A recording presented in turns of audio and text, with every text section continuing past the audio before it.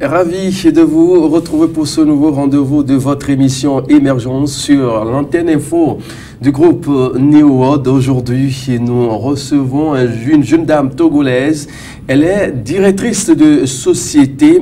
Dans les minutes qui vont suivre, nous allons devoir passer à la loupe ce qu'elle fait de concret au Togo, dans la sous-région et dans le monde entier. Messieurs et dames, si vous venez à peine de nous prendre, on vous dit tous bonne arrivée. Voici pour vous votre émission Émergence. Rihanna, bonjour. Bonjour Mathieu. Vous êtes la directrice d'une société. Tout d'abord, présentez-vous aux téléspectateurs.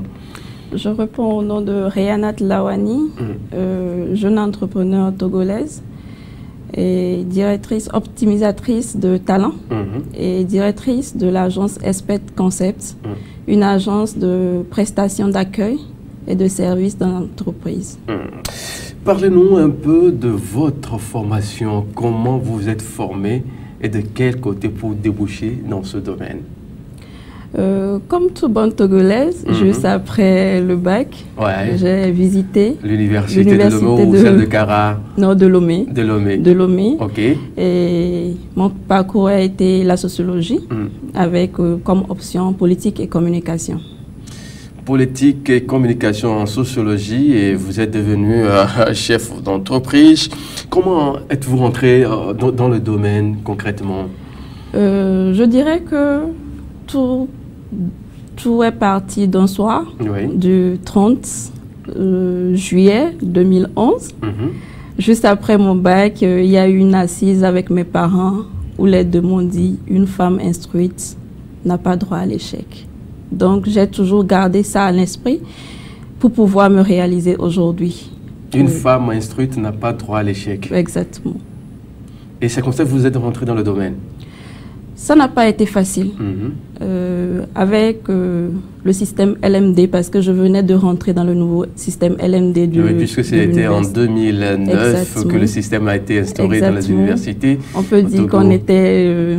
la deuxième promotion. Exactement. Donc ce n'a pas vraiment été facile. Il y avait des hauts et bas qu'il fallait faire, des sacrifices qu'il fallait faire, joindre les deux bouts. Par des petits travaux. Et je dirais que ma première expérience en job, c'était au grand marché. Oui, j'ai vendu Exactement. J'ai vendu au grand marché.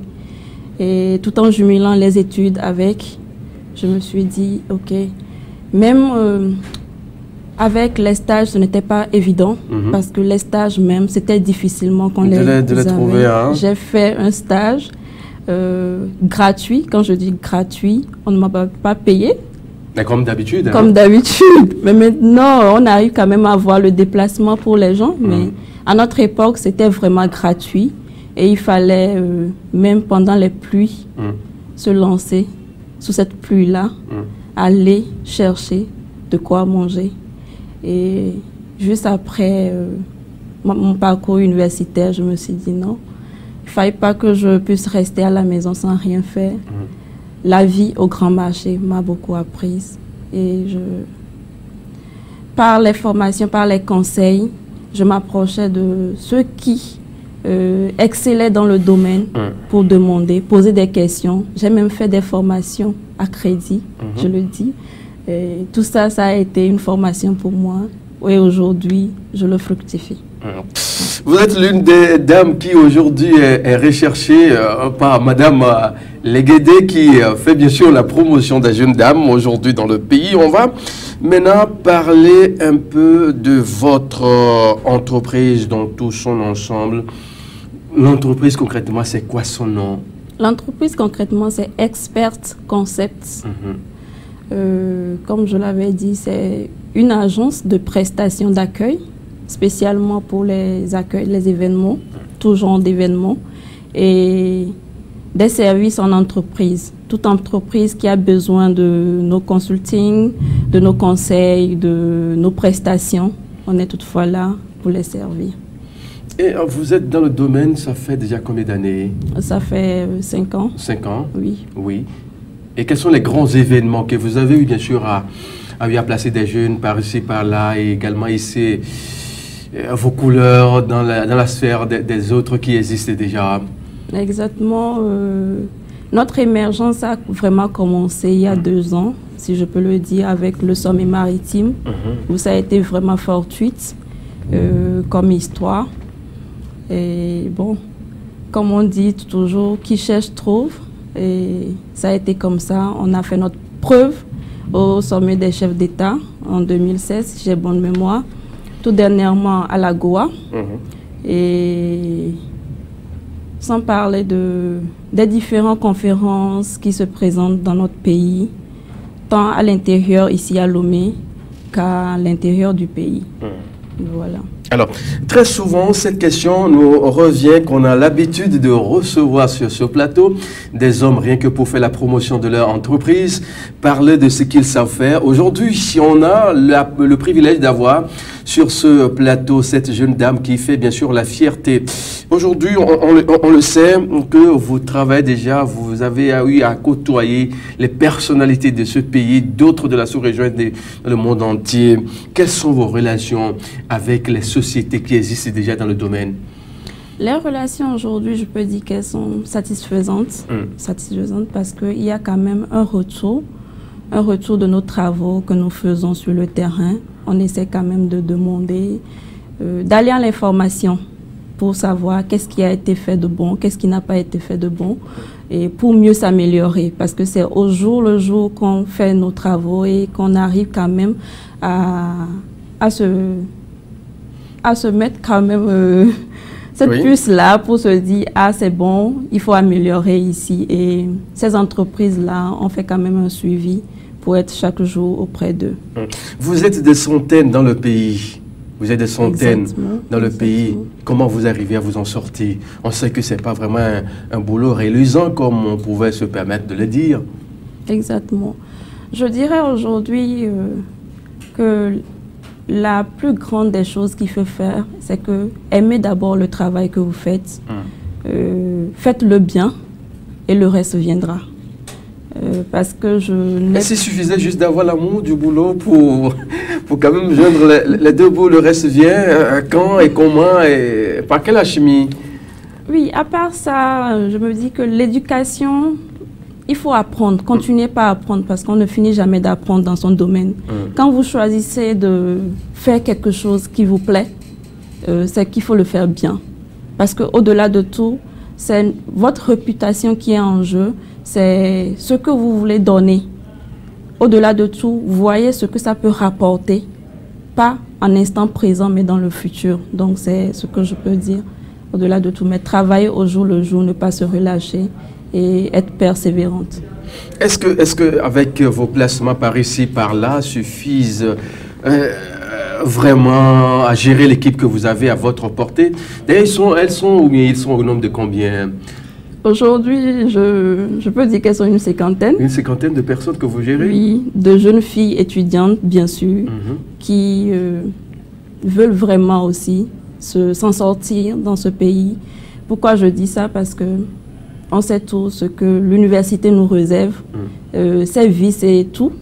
Donc, on essaie quand même d'apporter notre contribution à ces jeunes dames-là qui sont à l'université, qui peuvent quand même occuper leur temps avec le système aujourd'hui qu'ils ont en place. Mais on sait que ce n'est pas facile de gérer une équipe d'une dizaine de personnes, vingtaine, trentaine, mais vous en avez jusqu'à une cinquantaine de personnes. Je parie que vous n'avez pas encore 30 ans, mais comment vous arrivez quand même à coordonner cette équipe-là et à vraiment hisser vos couleurs comme ça se doit? J'ai quand même une équipe. Je ne peux pas dire aujourd'hui que je suis seule. J'ai quand même une équipe avec qui je travaille. Et hormis tout, j'ai aussi suivi, entre parenthèses, une formation de GRH qui me permet quand même de m'en sortir. Une formation de GRH qui vous permet de s'en sortir comme ça se doit. Rianat, aujourd'hui, on le sait que dans votre sphère, il y a tellement de difficultés. Les difficultés, vous en avez tous les jours. Exactement. Et comment vous gérez ces difficultés? Sourire, tout simplement. Parce que je dis, les difficultés, elles ne sont pas là pour nous enfoncer, mais pour nous aider à aller mieux et à aller plus loin. Voir déjà, il faut savoir aussi anticiper d'abord sur ces difficultés-là et le prendre du bon côté. Surtout être vraiment positif parce qu'avec ça, ça pourra vous aider vraiment à aller loin. Et, concrètement, dans votre domaine, quels sont ces petits soucis que vous avez par-ci, par-là, quand il vous arrive, on vous appelle, on vous dit, vous avez un tel grand événement, à tel niveau. Quels sont les premiers soucis que vous avez souvent eus?